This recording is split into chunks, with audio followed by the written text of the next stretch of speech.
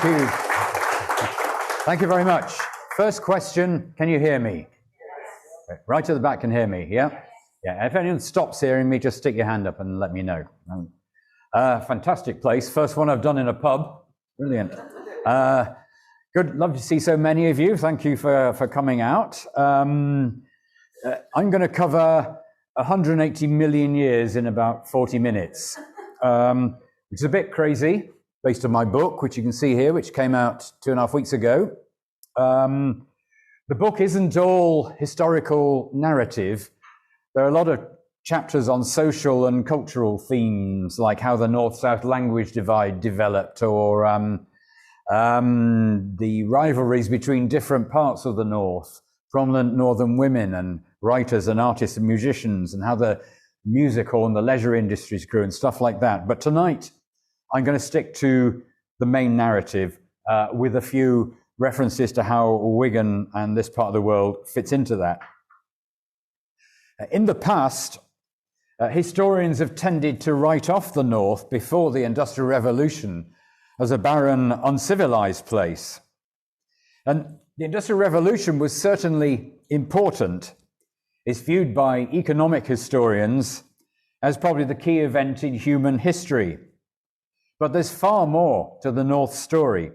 And as I hope to show, the roots of many of today's issues lie in its past. But first, the pesky question of definition. And these two questions I get asked quite a lot. Where is the North and what is a Northerner? Now, I don't have to issue passports, so I'm in the lucky position that I can take a very liberal, inclusive view of these questions. So to me, the North is where the people who live in a place think they're in the North, and a Northerner is somebody who simply regards himself as a Northerner.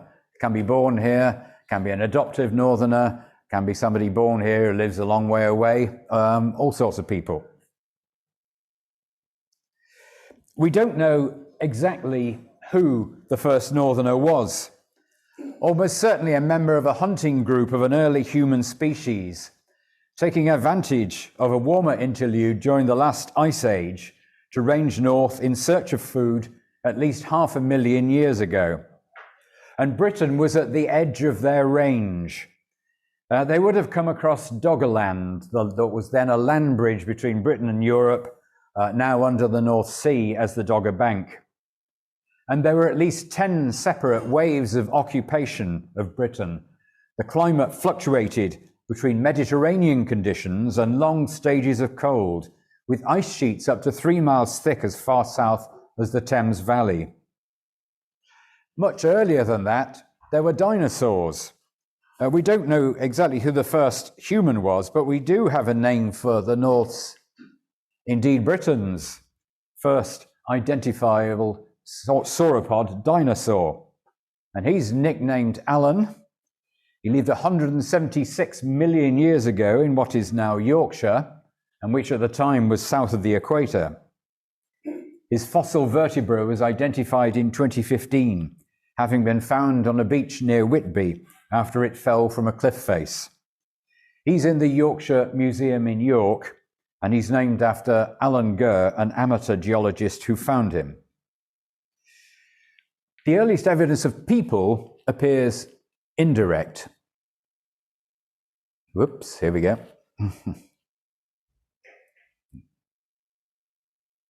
Aha, wait. Some hand axes were found in 1984 at Waverley Wood in Warwickshire that are made of an andesite rock thought likely to have come from the Lake District about 500,000 years ago. If that's right, then these axes would have been wielded by this chap, Homo heidelbergensis, Heidelberg man. They were tall and heavily built, and they used stone blades to butcher large animals. There may well have been an earlier species, but so far there is no evidence.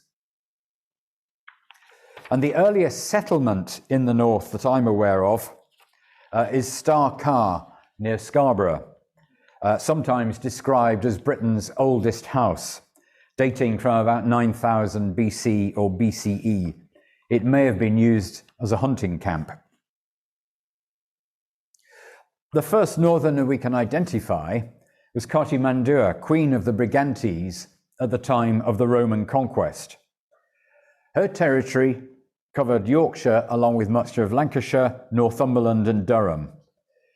Round here the main tribe was probably the Setanti, who may have been a sub-tribe of the Brigantes. She ought to be as famous as Boudica or Cleopatra, but she tends to get relegated to a few disparaging lines in history books. That's probably because she collaborated with the Romans, divorced her husband, married one of his aides, and was overthrown by a revolt. And despite her loyalty, she's portrayed by Roman historians as an adulterous betrayer of British men. Yet she succeeded in keeping her territory free for up to 30 years from annexation, whereas Boudica's revolt brought a terrible retribution upon her people. So perhaps a more balanced assessment is due. Under the Romans, the north was an important yet vulnerable frontier region. Some 6 or possibly 7 Roman emperors visited northern England while they were holding supreme power. The first to come was Hadrian, who arrived in about 122 to start building his wall. And that was a structure that's without equal in any of the empire's provinces. In fact, the Romans never fully conquered Scotland, despite several campaigns, and nobody ever has, neither the Romans nor a succession of English medieval kings. The wall almost certainly combined a defensive function with customs control and frontier supervision. Wigan is believed to have been a significant Roman settlement known as Cocium, and this is a Roman bathhouse excavated in the early 2000s or mid-2000s. The 3rd century was a landmark period in which the north gained self-governing status within the empire, and Britain was split into 2 provinces. Britannia Inferior stretched from Hadrian's Wall to south of Lincoln, while Britannia Superior, so-called because it was geographically closer to Rome, covered southern England and Wales. Now, this was a turbulent period in the empire. There were lots of soldier emperors, and the north was a military zone, so it benefited to an extent from imperial policy that poured money into the military. Constantine the Great was declared emperor by his troops in York in 306, after his father, Constantius I, died there after yet another Scottish campaign. Constantine had to fight wars against a rival to establish himself, but once he'd done that, he became the emperor for 30 years. He's best known for issuing the Edict of Milan, which legitimized Christianity across the empire, which had already been established in Britain. After the Romans departed around 409, there was an obscure period, and migrants started arriving from northern Germany and South Sweden that we call Anglo-Saxon. They became established by the mid-5th century and were in the ascendant from the 6th. The Anglo-Saxon kingdom of Northumbria arguably held greater political power and certainly greater autonomy than the North has ever seen. It existed from the early 7th to the late 9th century, and it stretched at its fullest from the Firth of Forth to below the Humber. 4 of its kings, Edwin, Oswald, Oswy, and Edgefrith, exercised a degree of dominance over other kingdoms, north and south. Northumbria vied with Mercia for overlordship over other Anglo-Saxon territories. There's some debate about how far Northumbria stretched in the southwest, the Ribble or the Mersey. Borders were vague in those days, and it probably shifted. I think it's likely that it was the Mersey for most of that time, but early in the 10th century, an alliance between Wessex and Mercia pushed into South Lancashire. King Oswald ruled Northumbria for just 8 years, from 634 to 642. Yet he is one of British history's most charismatic monarchs. A warrior known as White Blade or Blessed Arm, Oswald was the first English king to die a Christian martyr, and he became venerated as a saint. It's been suggested that he was the model for Tolkien's Aragorn in Lord of the Rings, which is plausible if speculative.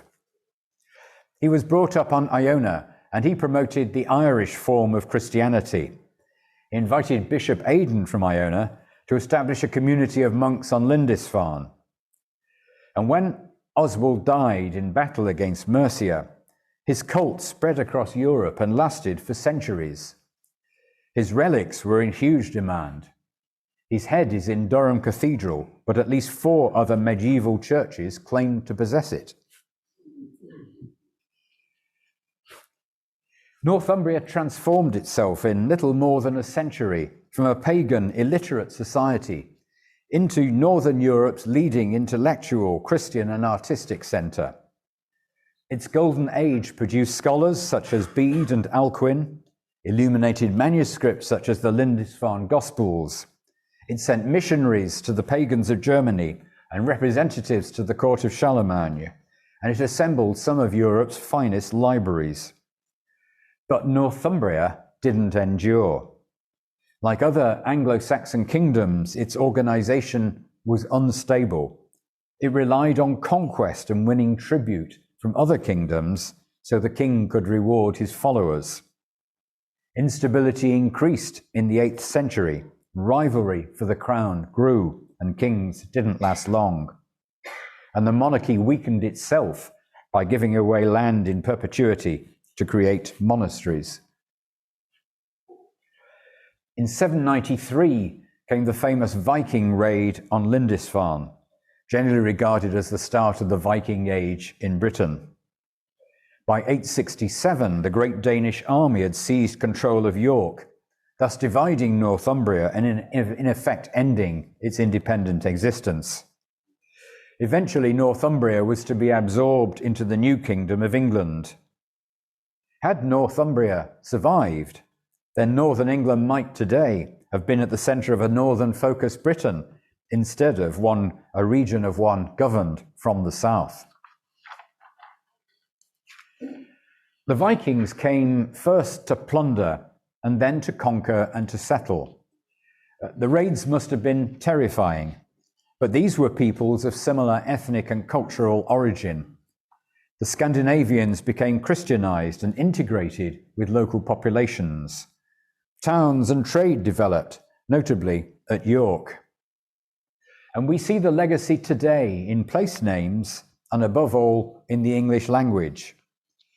Old English had just 40 Scandinavian loanwords, but today we have about 900 in Standard English and many more in local dialects. And they're not just nouns, adjectives and verbs, but also pronouns such as he, she and they. Prepositions such as by and at, and even the verb to be, which suggests a close degree of assimilation. In the 10th century, the Kingdom of York became intermittently controlled by Viking kings from Dublin, ending with the expulsion of one called Eric, usually thought to be Eric Bloodaxe in 954. And England became united under Wessex kings, initially temporarily under Athelstan, who was Alfred the Great's grandson, and then permanently under Athelstan's half-brother Eadred. William the Conqueror was the North's nemesis. His chaplain, William of Poitiers, described him as inspiring even great love and terror everywhere. And Northern England, where the most serious revolts against his rule emerged, certainly felt the terror more than the love. There's some debate about whether his harrying of the North was quite as barbaric as contemporary chroniclers portrayed, but it became a trauma imprinted on Northern memories for centuries, and it still gets mentioned sometimes, particularly in connection with deindustrialization in the 1980s. The harrying came after a couple of bloody revolts and a Danish assault on York. William was trying to hunt down rebels, and ensured that a future army had no resources to live on and no place to hide. A chronicler called Orderic Vitalis, writing 50 years later, said, "In his anger, he commanded that all crops and herds, chattels and food of every kind should be brought together and burned to ashes with consuming fire, so that the whole region north of the Humber might be stripped of all means of sustenance. As a consequence, so serious a scarcity was felt in England, and so terrible a famine fell upon the humble and defenceless people, that more than 100,000 Christian folk of both sexes, young and old alike, perished of hunger."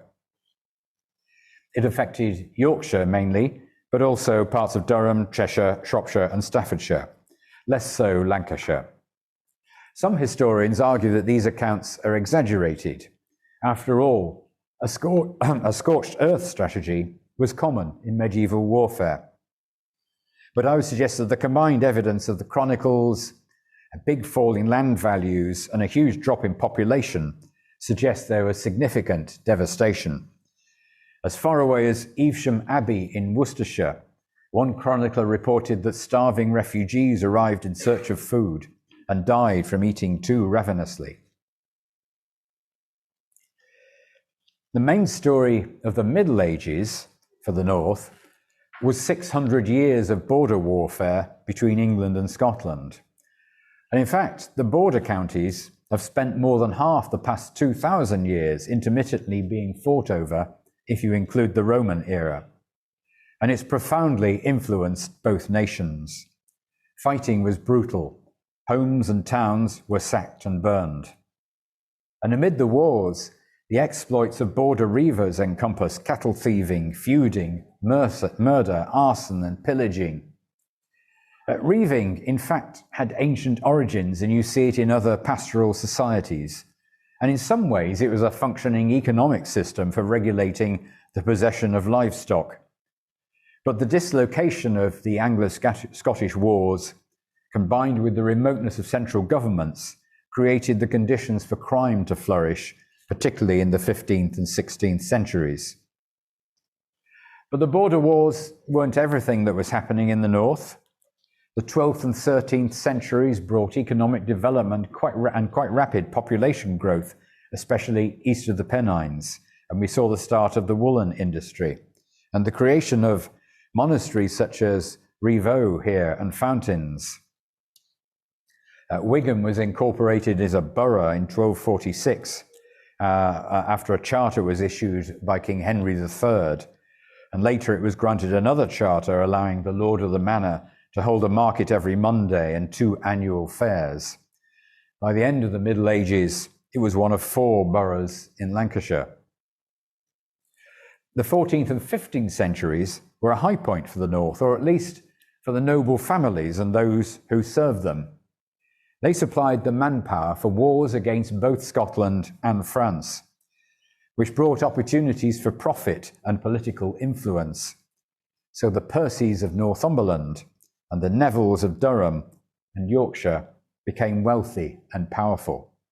The spoils of war flowed in the form of ransom money, pay, offices, land, pensions, connections, distinctions, and honours.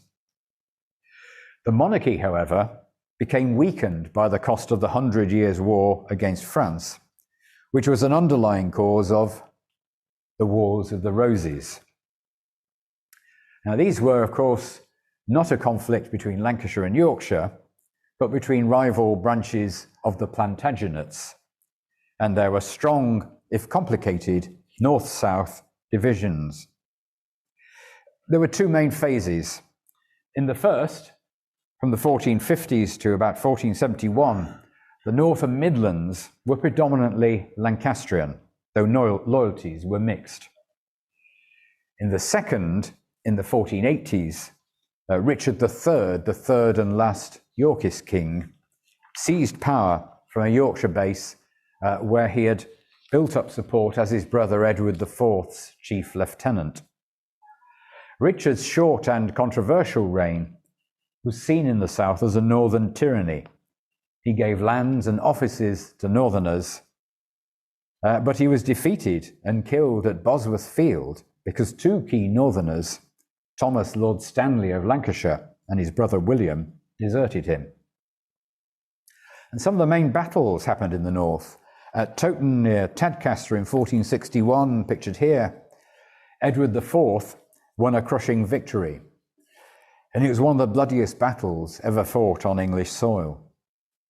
On entering York, Edward ordered the rotting heads of his father, brother, and uncle, which had been placed on pikes above Micklegate Bar a year earlier after the Battle of Wakefield, to be taken down and replaced with Lancastrian heads. The Tudors were centralisers. Tudor rule meant the rule of the south over the north, wrote historian Stanley Bindoff. It happened more by pragmatism than intent. They concentrated power where wealth had increasingly become focused over the previous couple of centuries, London and the southeast. And England, in fact, saw massive changes between Bosworth in 1485 and Elizabeth I's death in 1603. For the north, it was the start of 2 centuries of greater marginalisation. Nonetheless, the north gave the Tudors plenty of trouble. It tended to be conservative, particularly in religious matters. And as in the 21st century, many northerners were reluctant to follow where the London-based governing class wanted to lead. There were 2 serious revolts. The first was the Pilgrimage of Grace in 1536, shown in the picture, and the second, the so-called Northern Rebellion of 1569. The pilgrimage started in East Yorkshire and spread across most of the north, except for central and southern Lancashire.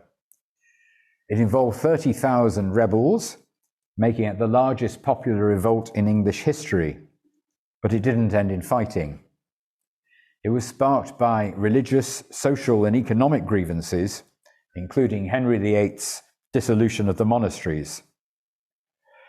Many people saw a threat to their traditional rituals and beliefs. It was poorly handled by Henry, and it came close to succeeding.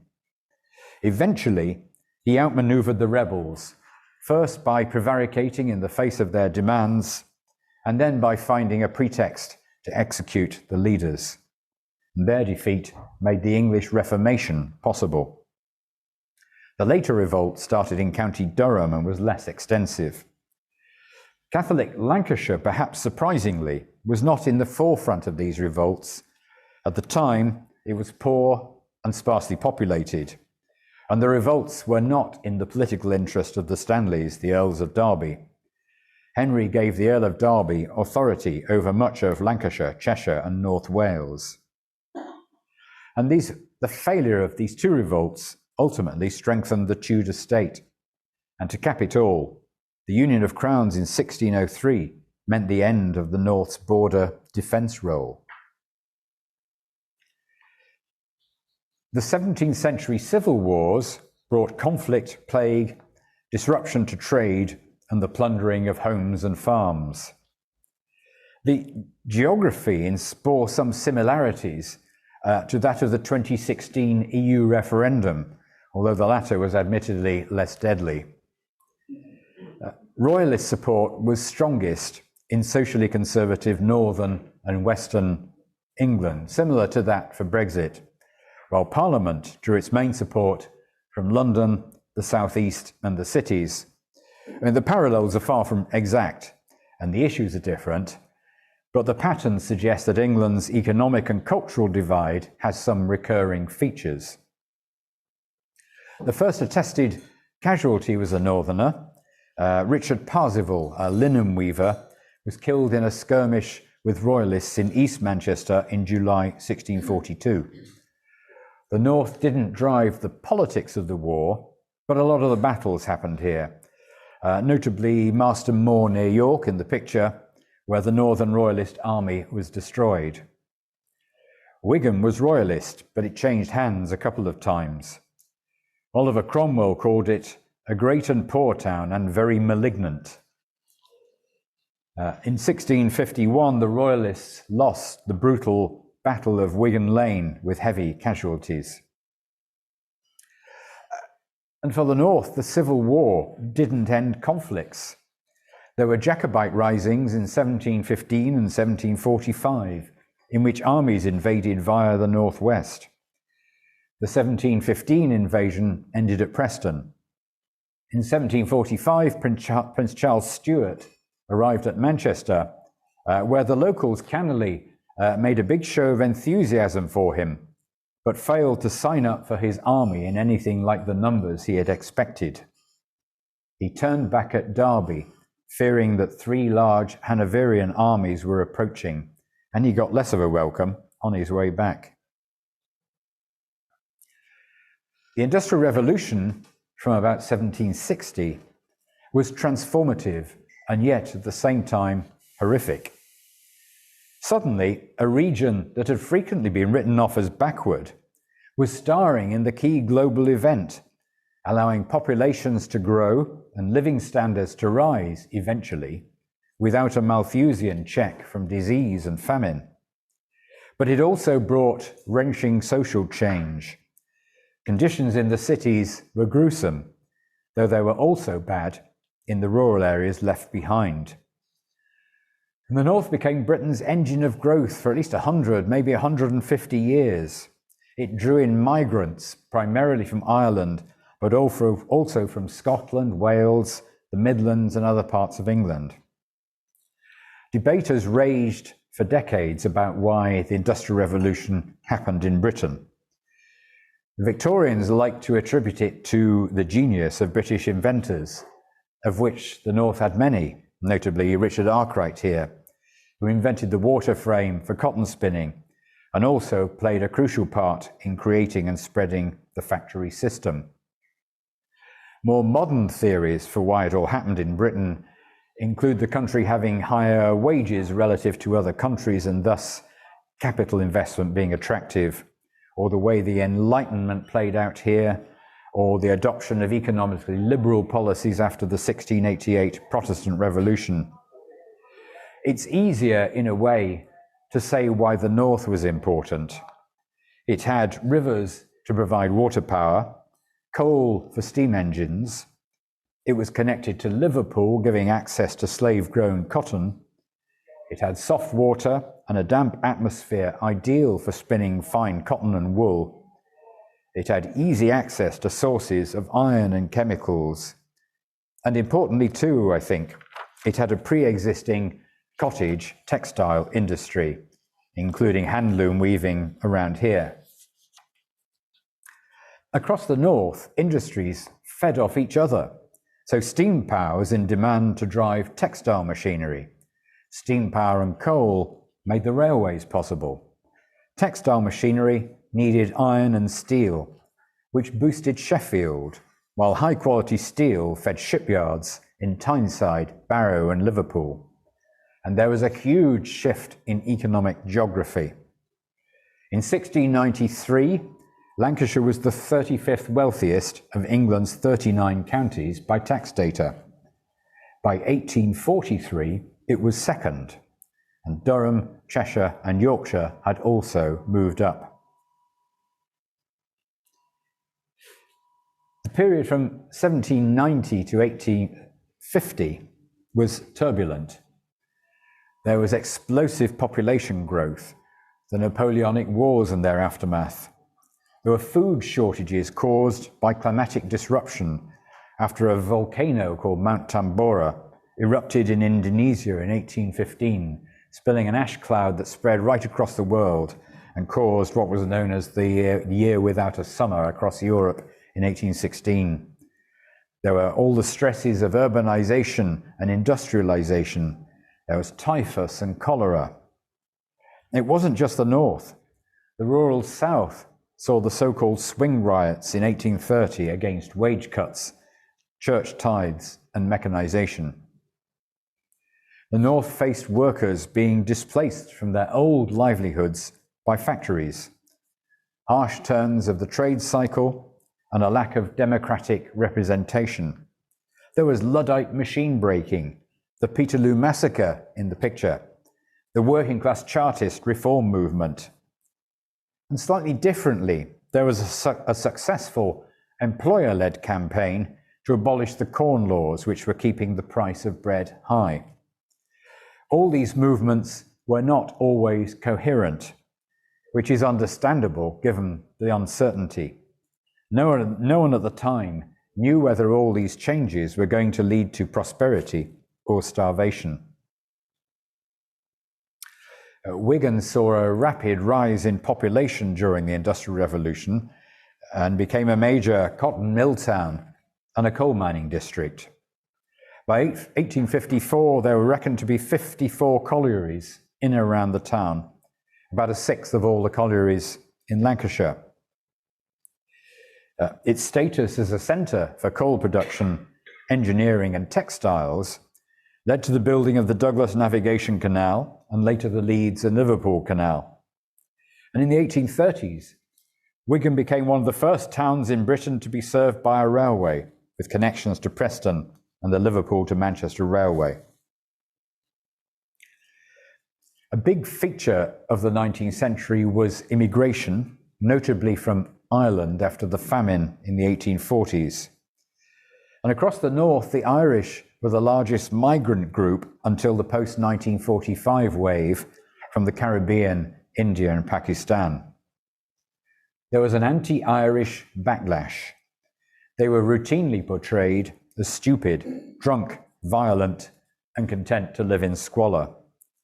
Even by Friedrich Engels, whose own partner was a second-generation Irish mill worker. One feature of my book is how the North has been shaped by its repeated waves of migration. After all, we're all of us ultimately descended from one migrant group or another. Slavery was an important factor in the Industrial Revolution, and cotton in particular benefited massively, with the profits spread across the North. Between 1780 and 1807, Liverpool ships were responsible for 4/5 of the slaving voyages from British ports, and half of all those originating in Europe. One contemporary described Liverpool as the metropolis of slavery. Even after Britain abolished the slave trade in 1807 and slavery in most of the British Empire in 1833, Liverpool continued to prosper by importing slave-grown cotton from the US right up to the Civil War. Overall, the slave trade made a significant, though I think probably not decisive, contribution to financing the Industrial Revolution. One recent study calculated that the slave trade generated almost 6% of UK economic output by 1800, and that the value of all slave-related industries was just over 11%.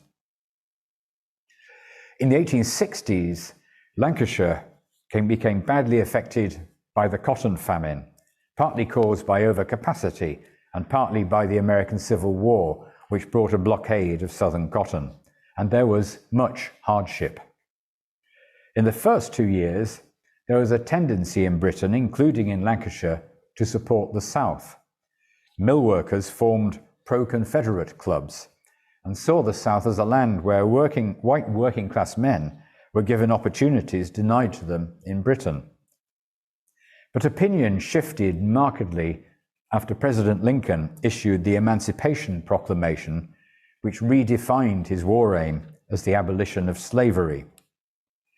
That resonated in Britain, which after all had already done it. And you started to see the growth of pro-North meetings, and famously a big one at Manchester Free Trade Hall. And there was even one in Liverpool, which attracted about 3,000 people. The Victorian age liked to see itself as the age of great cities.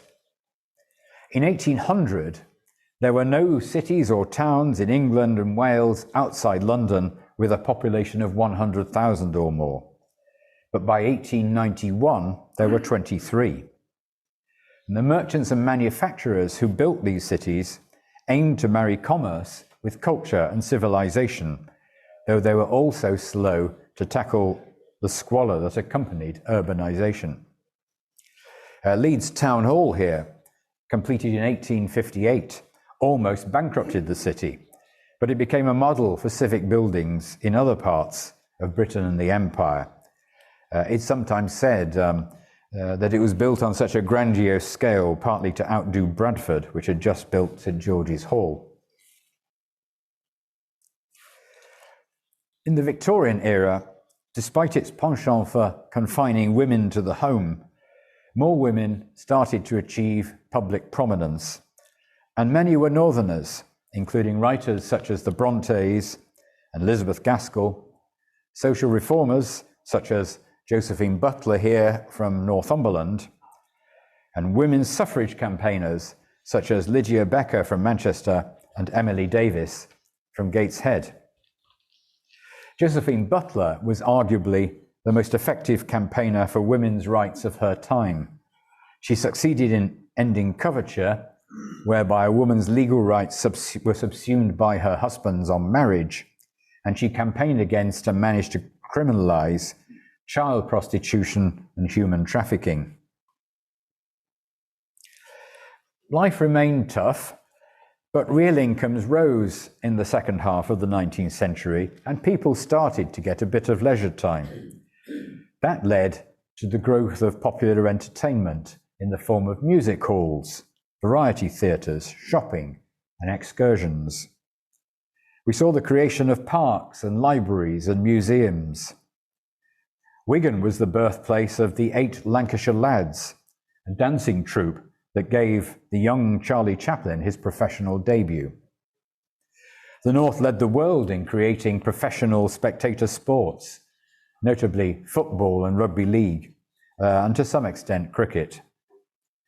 Scarborough in the 17th century was seen as Britain's first seaside resort, and by the 1880s, Blackpool, previously a sea bathing spot for the wealthy, had become a working class pleasure ground with piers, fortune tellers, pubs, trams, donkey rides, fish and chip shops and theatres. The Edwardian era is often portrayed somewhat misleadingly as a long sunlit afternoon. There was indeed peace and relative prosperity, but it also saw rapid, disconcerting changes in science, technology, society, and politics. The North was at the forefront of Union militancy. It was the home of the militant suffragette movement created by Emmeline Pankhurst, and it was important in the creation of the Labour Party. And there was a dramatic increase in industrial conflict from 1908. There were strikes in sectors including cotton, shipbuilding, and coal mining. Workers were demanding their share of the increased prosperity they had seen grow over the previous decades. Most of the North at the time voted first Liberal and later Labour, but Lancashire was always an odd one out, with a tradition of working class conservatism. The reasons for this are much debated. A lot of it may have had to do with hostility to Irish Catholic immigration, certainly in Liverpool, which to many people's surprise was dominated by the Tories from 1841 right until the 1960s. And as late as 1955 to 1970, only 35% of Lancashire's MPs were Labour, compared with 56% in Yorkshire and 76% in the North East, although the class composition was similar. 1911 can be seen as the North's high point relative to the rest of the UK. In that year, its share of England's population peaked at 36.5%. But the seeds of relative industrial decline had already taken root. The North was over-dependent on industries such as textiles, coal mining, iron, steel, and shipbuilding. Some were not innovating as fast as their global competitors, and it was not developing new ones.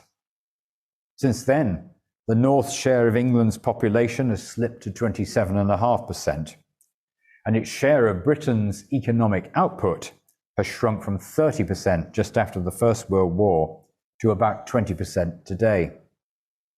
Despite that, Northern England's economy remains bigger than that of countries including Argentina, Belgium, Denmark, Ireland, Norway, and Sweden. The interwar period was difficult for many, notably on Tyneside, but also in other parts. There was unemployment, means testing of benefits, and hunger marches, a jobless rate 2 or 3 times that of the Southeast and Midlands. The modern North-South economic divide took shape, and George Orwell's The Road to Wigan Pier became a seminal text. But even in the North, there was a divide between those in and out of work. For those in employment, there was growth in real wages, shorter hours, and paid holidays.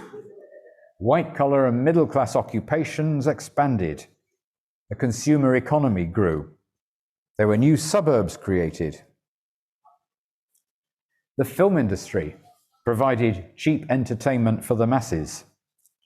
Most films were American, but Northerners Gracie Fields from Rochdale and George Formby Jr. from Wigan were homegrown stars.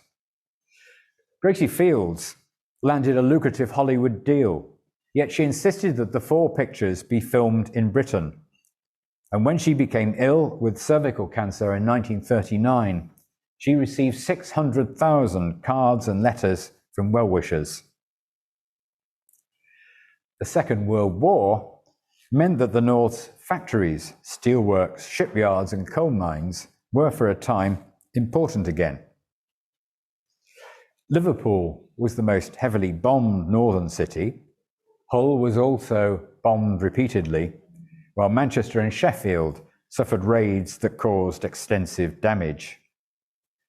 My mother and her brother were evacuated from Manchester to Altrincham in 1939, but typically they had returned to their home in Hume by the time the Manchester Blitz happened in December 1940. A bomb destroyed their house with them in it. The raid happened so quickly, there was no time to get into the cellar. So the mum and the dad, the 3 kids with the budgie, dived under the kitchen table, and it saved their lives. Without that table, I wouldn't be standing here today. The collective effort needed to win the war fueled demand for better housing, employment, and living standards. The post-war decades in Britain were a time of unprecedented affluence, social change, trade union battles, immigration, deindustrialization, urban transformation, economic dislocation, and renewal. The North did share in post-war prosperity, but its industries were falling inexorably behind, and many places were well in decline by the 1970s and 1980s. Wigan's coal mining ended, and its last working cotton mill, May Mill, closed in 1980. Since then, there's been some recovery in the cities, but problems remain, particularly in coalfields, former mill towns, and seaside towns.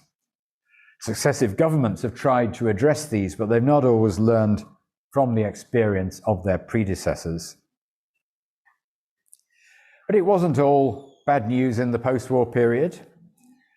The arrival of the Arts Council in 1946, with a brief to stimulate the arts in the regions, helped to create a resurgence of regional theatre and drama from the early 1960s, spawning writers including Sheila Delaney, Keith Waterhouse, and David Storey. Films of northern life were briefly fashionable in the late 1950s and early 1960s. And then there was the pop music.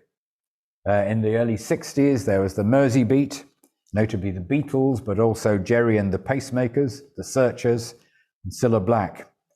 The Manchester music scene took off from the late 1970s with Joy Division, New Order, the Smiths, and Stone Roses. And of course, there was Northern Soul in Wigan in the 1980s. So, as we stand in 2022, the North faces its future amid a level of uncertainty that we have become accustomed to. Northern towns were central to the UK's narrow vote for Brexit in 2016. Wigan voted almost 64% leave. The way the North voted wasn't a huge surprise, because even in the 1975 EU referendum, the North had a higher no vote than the rest of Britain, or rest of England, I should say. And at the 2019 general election, the crumbling of the so-called Red Wall of former Labour seats in the North, Midlands and North East Wales accounted for almost half of Conservative gains. Seats that fell included Bolton North East, Bury North, Bury South, Hayward and Middleton and Lee. Do these results signal a permanent realignment? We'll see. Judging by last week's local election results, I think you'd say that everything was still to play for. On the economy, the divide is sadly still with us. What does Boris Johnson's levelling up mean? Will it be any more successful than efforts we've seen since the 1920s? Again, we've yet to see. What history, I think, broadly suggests is that the North can't just rely on national politicians, and a revival is unlikely to happen without the talents, energy, and enterprise of Northerners. So that is your Northern history in a nutshell.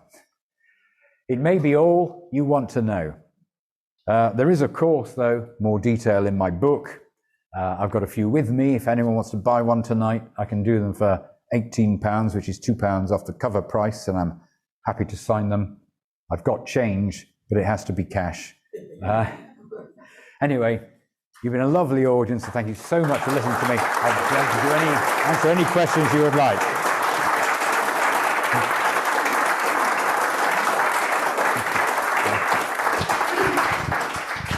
That was fantastic, Brian. I can't believe that you've just covered 180 million years, but you wove it into an incredibly sort of compelling, interesting and coherent story. So thank you very much. That was fantastic. Are you okay to field a few questions if people have got any? Yes, on the go.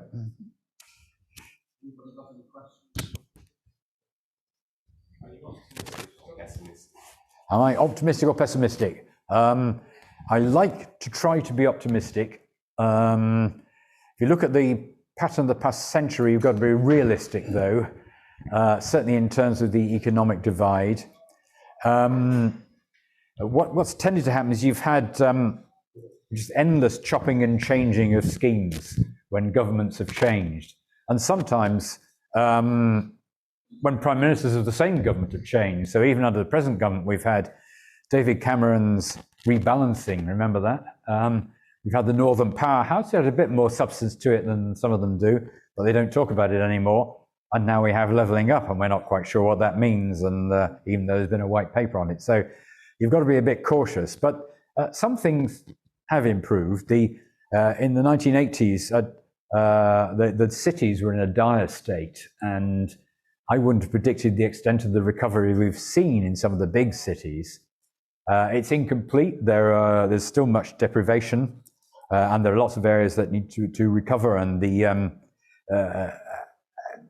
might need different policies than we've seen in the cities. But I think the building blocks of what happened in the cities, which was the local politicians and the businesses starting to work together, and to an extent with central government as well. Those are the kind of basic things you need to make some kind of improvement happen. So I'm not completely pessimistic. I think there is a possibility and certainly an opportunity to make steady progress in some places, but it wouldn't be easy. Do you think having mayors helps? I think I read that Bristol's getting rid of their mayor. Do you think they're a good idea? I think that the Bristol mayor is a slightly different mayor. That's a city mayor, like the one in Salford. They're a type of mayoralty introduced under the Blair government, but the Tories introduced the so-called metro mayors, which cover Greater Manchester, Merseyside, wider areas, and there's still one for the west of England, which includes Bristol. I started off as a bit sceptical about metro mayors, but I mean, you can look at them in two ways. You can either say, well, they don't have much power and authority and not much money for investment. They're a bit of a feeble gesture of devolution. On the other hand, we've had centuries of centralization, and probably feeble as it might look, it's probably the biggest amount of devolution we've ever seen. So, and what they've been quite good at so far is what happened in London before that as well. Is essentially, they're quite a good platform for somebody to represent a region. They don't have much in the way of power or hands-on responsibility, but they are a kind of platform to become a spokesman for the region, which we saw with the whole slightly hyped Andy Burnham King of the North stuff during the pandemic. So if the mayors in the North can work together, and with others that may be created, then you have got a chance of gaining some considerable political weight, I would say.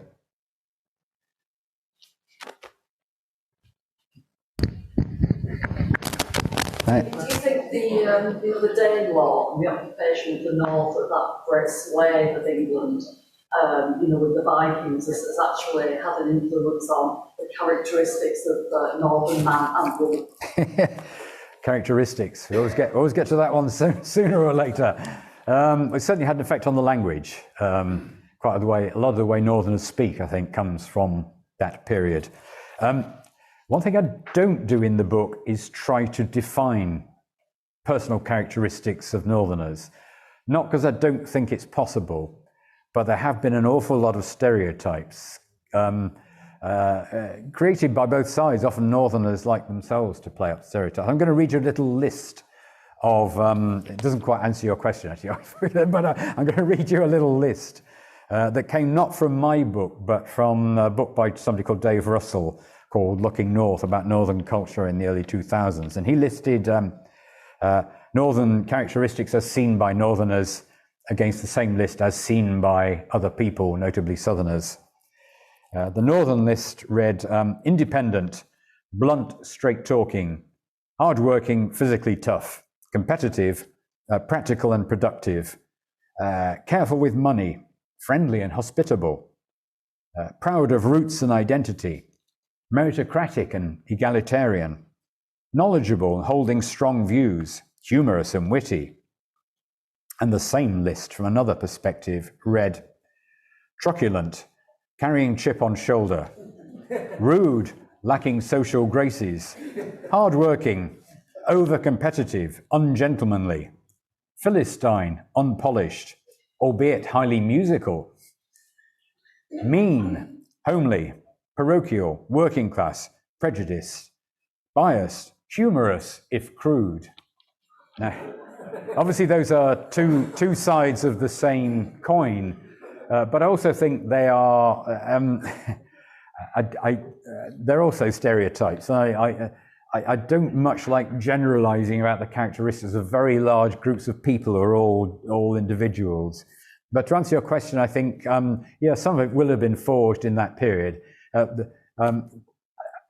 How people's an identity and an image forms obviously over centuries, and it's only guesswork as to how and why that happened. My guess is that, some people talk about the weather and the climate and the geography doing it as well, the harsh terrain. My guess is that the most important factor is probably distance from the center of power, and that's why people forge an image of them, collective image, a self-affirming image that's in opposition to the image of where power lies. But it's only my guess. But I think you're right, it's a very important period in history, certainly, that whole Danelaw period.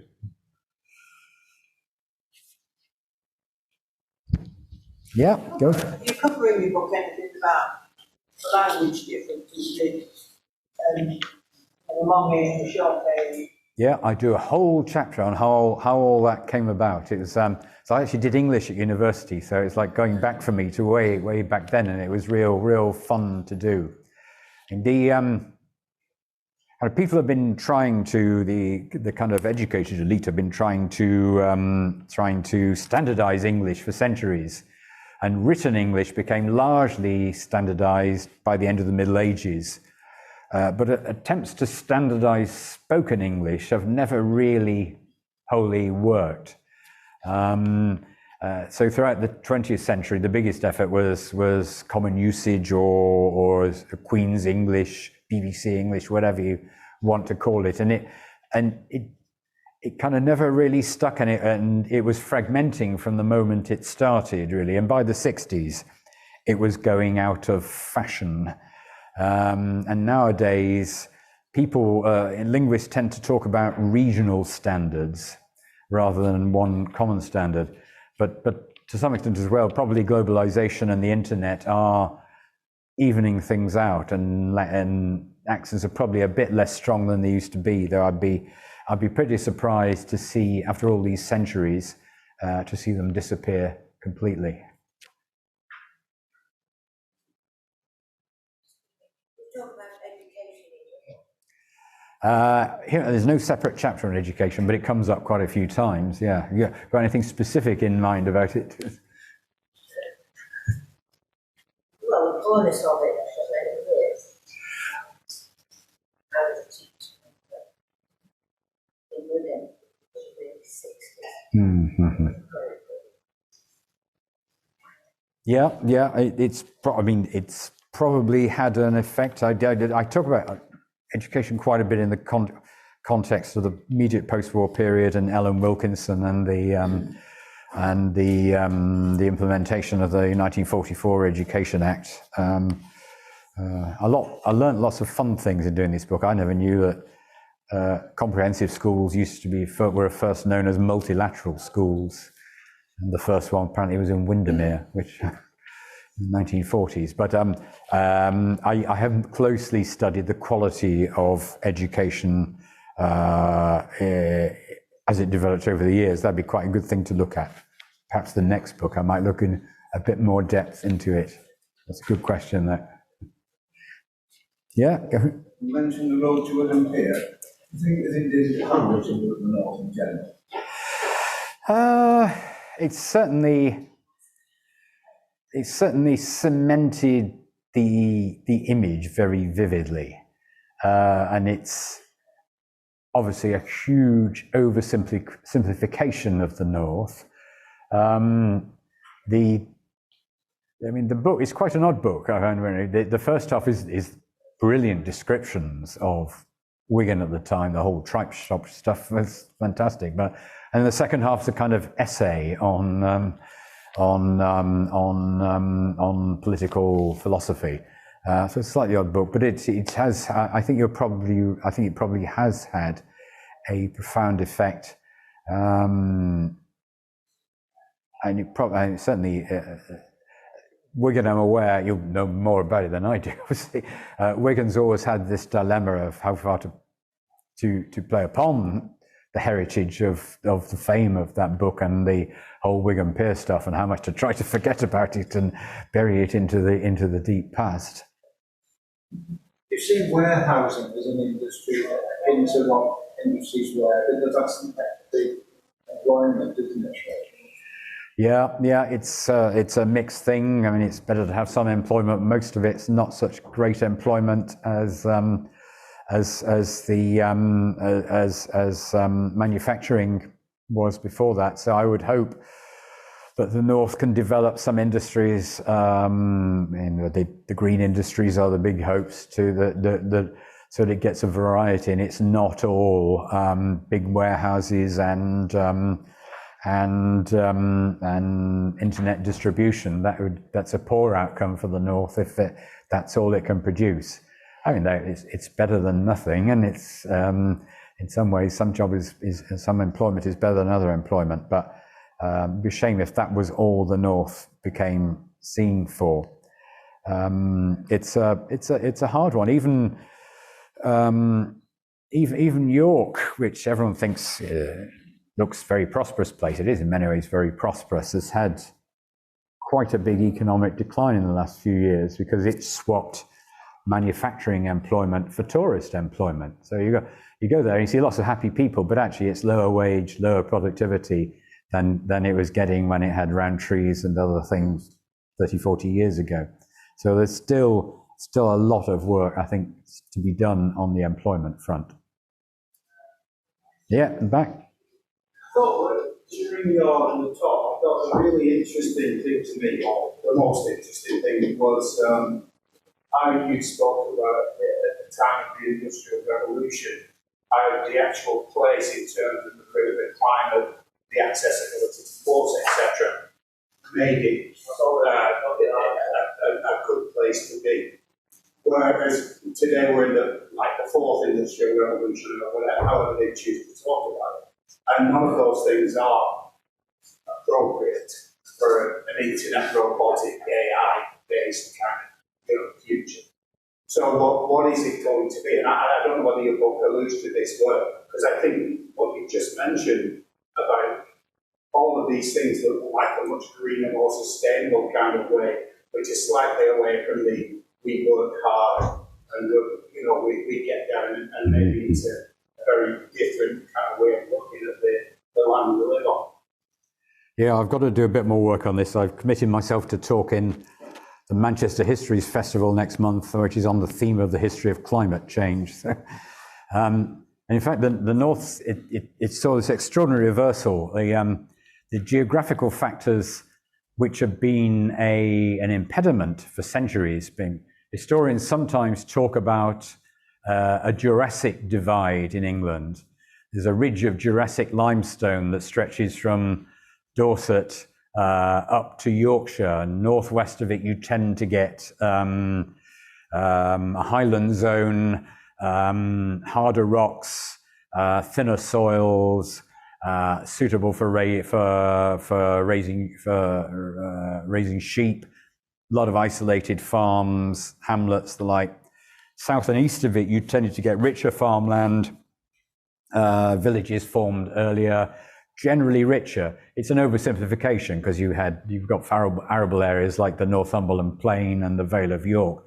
But on the whole, the geography and the geology were a handicap up to the Industrial Revolution, and then they suddenly became an advantage for a couple of 100 years. And now we're in a period when, are they a disadvantage again, or can the North capture some of these geological and geographical features to become a centre of green industry? So I need to study that a bit more, but it's a really interesting question, probably one of the key ones for where the North goes from here. Just on the point of industry, it still seems like a science and technology, but we won't seem to turn it into prosperity. I just wonder whether they having a political centre in London, whether something should have shifted a bit. I still think there's a good science and good technology coming out of the region. We're not turning it into prosperity. Yeah, no, I think there is a deficit here. You're right. Particularly there's been a good growth, I think, of kind of university-led science and technology, particularly over the past couple of decades. I mean, it's slightly true that Britain as a whole doesn't convert its scientific knowledge into productive industries, but it's particularly so in the North, where in that I think it's still the case that more than probably about 3/4 of all R&D investment goes into the golden triangle of Oxford, Cambridge, and London. There's only been very limited breaking of that so far. So I think hopefully if the mayors or whatever devolution arrangement you come to can gain a bit more political clout, I think it would look better to see a more even distribution of that. Do you think in terms of regional industrial regeneration, Treasury will have a northern regional investment bank? It'd have to be dragged kicking and screaming to it. It wouldn't be top of any Treasury list, I imagine. But we have had a green bank created before. I don't see why not. Some kind of regional investment bank is perfectly feasible to create if you want to create one. Don't see why not.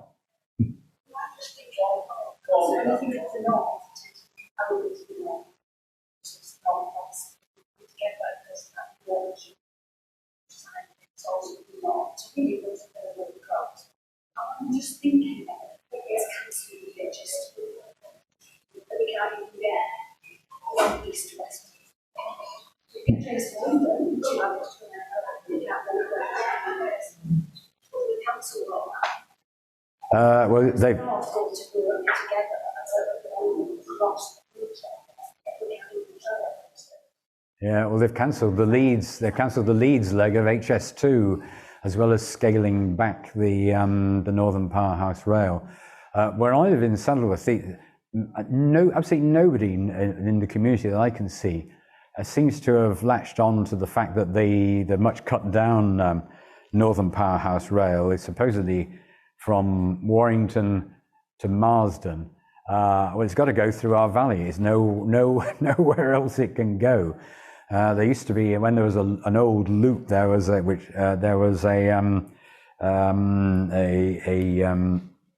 viaduct right next to my house, which was demolished in 1979. And I keep thinking, where are they going to put this through? It's going to cause chaos when it actually happened. But I just think that people just don't. It's so far ahead, and people just don't think it's going to happen because they see so many grand schemes proposed and then discontinued. And personally, I think HS2 is quite a good thing, and it's already quite well. The first stage is already quite well advanced. So there'd be pretty big cost in cancelling it, but I can see no reason why there shouldn't be eventually a full Northern Powerhouse Rail built to the original plan between Manchester and Bradford. And there's one more here. Was that? Yeah, I was just thinking about what we were saying. The gentleman was talking about, all the developments that come from the north. I think it was Manchester University that developed graphene, which is a substance which is like all cell plate. I think it's always a Pacific Rim, so the money to invest in that and into production is, sort of Japan and China. So there's just no motivation to put the money into homegrown technologies and develop them and help them produce in this country. They often tend to be very small, unique sorts of developments, but nothing on the scale that you see in terms of manufacturing in China or whatever. It just doesn't seem to stay in this country. There's no will for that, even though we've got the brain from the technology and the patents.